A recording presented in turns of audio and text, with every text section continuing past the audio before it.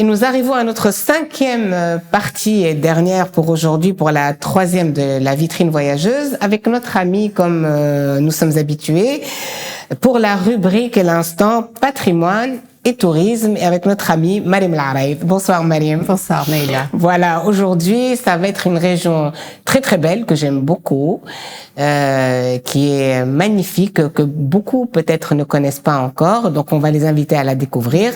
Et donc, à travers ton récit, à travers ce que tu découvres dans ces régions-là, tu nous fais découvrir avec toi justement la beauté de la région. Alors, cette fois-ci, on va partir au Kef. Voilà. Et plus précisément dans la délégation de Dahmeyni. D'accord. Donc, dans une ancienne ville appelée Mdaïna. Mdaïna? Oui. D'accord, c'est marrant, oui. Oui. Mdaïna, en arabe, ça veut dire la petite ville. Oui. Et donc, auparavant appelée Altiburos. D'accord. Donc, avant l'arrivée des Arabes, Mdaïna, qui veut dire, comme je t'avais dit, petite ville, a changé de nom. Donc, les Arabes, ils ont changé Altiburos vers Mdaïna. Oui.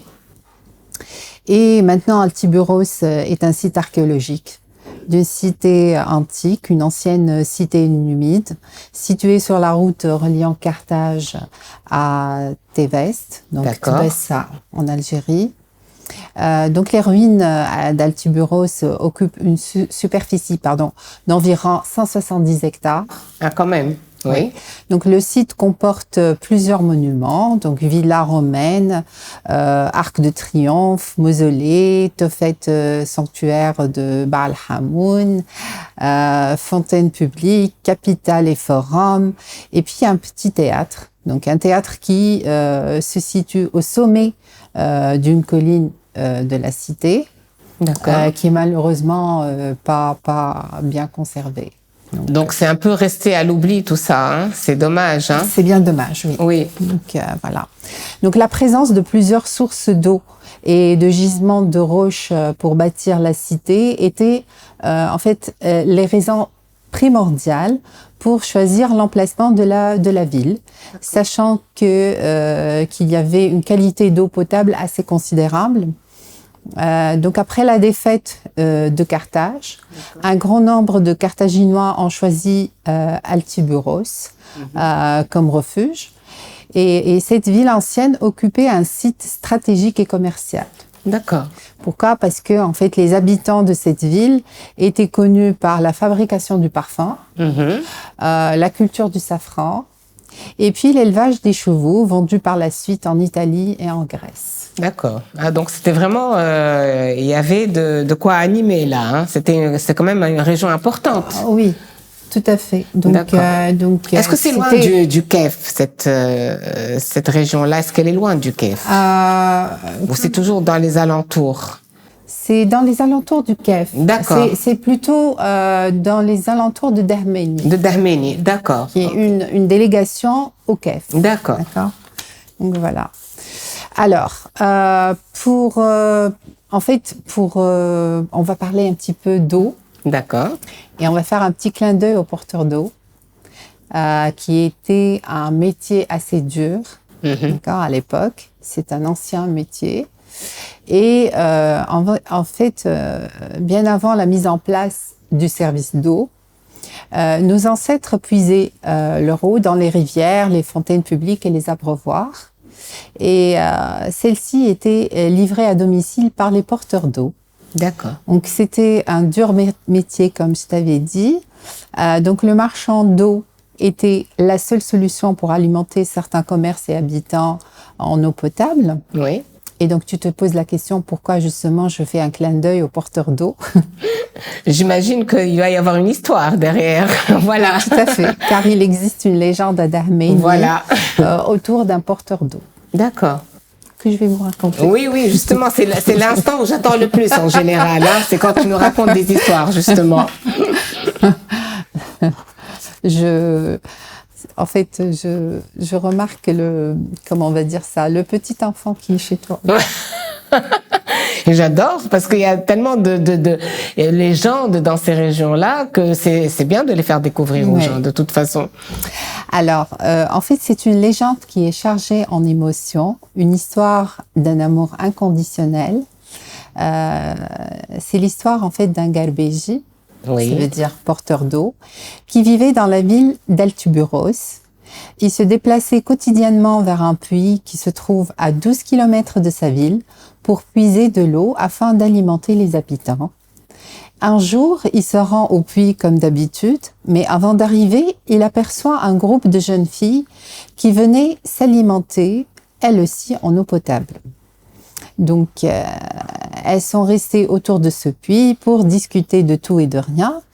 Il y en a une parmi ces filles qui avait une beauté remarquable et une voix sublime, puisqu'elle se mettait à chanter. Donc, ses chansons et sa voix résonnaient dans la tête du Garbéji, et là, notre Garbéji fut ensorcelé. Le lendemain, il se rend à la même heure, avec l'espoir de revoir encore une fois la fille, pour admirer sa beauté et écouter sa voix. Il n'avait pas tort, car en se rendant à cette même heure, il trouve sa bien-aimée, qui ignore complètement son existence et sa présence, car il se cache et ne veut pas se manifester. Chaque jour, ses sentiments évoluent et son amour envers elle grandit sans qu'elle le sache. Notre Garbéji n'a pas voulu déclarer ses sentiments car il a eu peur que la fille refuse son amour, puisqu'il avait déjà 50 ans et elle dans les 18 ans à peu près. Beaucoup plus jeune. Ouais. Il y a une différence d'âge qui est assez considérable. Et là, il a pensé à sa crédibilité, sa réputation en tant que porteur d'eau, vu qu'il alimente presque tous les habitants de la ville. Il a préféré se taire et l'aimer secrètement. Donc, entre-temps, en défendant sa patrie, il a été trahi et assassiné tout près du puits. Après sa mort, la fille a su qu'il était fou amoureux d'elle et elle a lui, il a préféré se taire et ne rien dire. Alors, elle a commencé à se rendre tous les jours près du puits pour pleurer le Garbéji. Et à la fin, elle meurt de chagrin tellement elle était triste. Et à l'endroit où les deux amoureux sont morts, poussent deux figuiers. D'accord. Et depuis ce jour, les habitants considèrent l'eau du puits miraculeuse et phénoménale et se précipitent pour boire de cette eau, histoire de tomber amoureux. Jusqu'à ce jour. Jusqu'à ce jour? Ah oui. Ah, d'accord, ça continue alors. Et donc le puits existe jusqu'à ce jour. D'accord. Donc, et là, je lis en fait, ou bien je relis l'histoire à la rubrique tourisme. Oui, d'accord. Pour dire que ce puits-là, d'abord, il s'appelle Bir el-Asher. Bir el-Asher, oui. Donc, je pense que c'est un nom qui revient, oui, Bir el-Asher, oui. Et donc, j'invite les gens, tout le monde à sûr. visiter ce lieu. Donc, et en fait, ce puits, il existe près d'une grotte naturelle, transformée en galerie d'art par un artiste peintre qui s'appelle Amar Belrith. Amar Belrith, d'accord. Oui, d'accord. Et on reviendra là-dessus sur cette. C'est très intéressant. Pour parler de cette grotte, en fait. Une grotte naturelle, hein, qu'il a transformée en. D'accord, carrément une galerie. Voilà. Et donc, qui peut servir justement comme une attraction touristique. Bien sûr. Ne serait-ce le puits ou la galerie d'art. Tout à fait. Et pour la légende et pour le tourisme, pour la visite. Et pour le site archéologique également. d'Altuburos, en fait. Il n'est pas exploité, hein? Non. Du tout? Non. Il n'y a pas eu de spectacle, ils n'ont jamais rien fait. Non. C'est vraiment à l'abandon, pratiquement. C'est dommage, hein? Bon, je ne sais pas si c'est à l'abandon ou pas, mais c'est pas vraiment un site où c'est... Est-ce que dans cette région, il n'y a pas eu d'activité culturelle, on n'a pas fait de spectacle, on n'a pas... C'est-à-dire, il n'y a pas de... À Altiburos, oui. Non. Non, je du pense tout. pas. C'est dommage. Par contre, au KEF, oui. Au KEF, oui, non, je sais, parce que le KEF, ces dernières années, s'est beaucoup développé et ça a permis aux gens de faire pas mal de choses là-bas. Je pense que ça a bien bougé entre les maisons d'hôtes, entre les spectacles. Je pense qu'au KEF, ça a bougé. Mais c'est vrai que Dahméni, non, effectivement, non. Et maintenant, en fait, la mentalité a changé. Avant, parce que tous les circuits touristiques étaient pratiquement toujours sur la côte. Oui.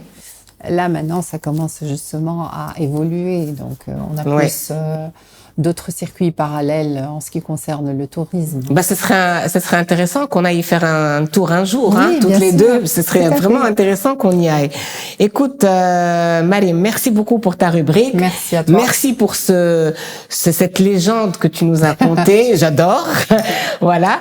Et puis nous, on vous réserve de prochaines surprises avec encore d'autres histoires de ces régions-là. Oui. Je pense qu'il y en a pas mal en Tunisie, hein. Oui, c'est Voilà, très c'est toujours riche. très riche, hein. Tout à C'est ce que fait. je voulais dire. Voilà. Bah, écoute, je réitère mes remerciements. Merci Et à nous, on toi. se retrouve la semaine prochaine avec un autre sujet. Et de ce côté-là, touristique, effectivement, pour l'instant, la vitrine ne bouge pas. Mais je pense qu'à partir du moment où on va décider de sortir à l'extérieur, je pense que ce sera bien d'aller justement voir ces régions-là. Ce sera plus et les faire, intéressant. voilà, et les faire découvrir justement à tout le monde. Voilà. Merci. Je vous souhaite une excellente soirée à vous tous. Je remercie encore une fois nos amis Akram et NED pour le côté technique. Ils ont été adorables, toujours souriants. Et je salue aussi notre ami Zainab qui est au fond là-bas, qui nous écoute. J'espère que la vitrine pour cette semaine vous a plu. On se retrouve pour la semaine prochaine avec d'autres rubriques et d'autres invités. Bonne soirée. Bonne soirée.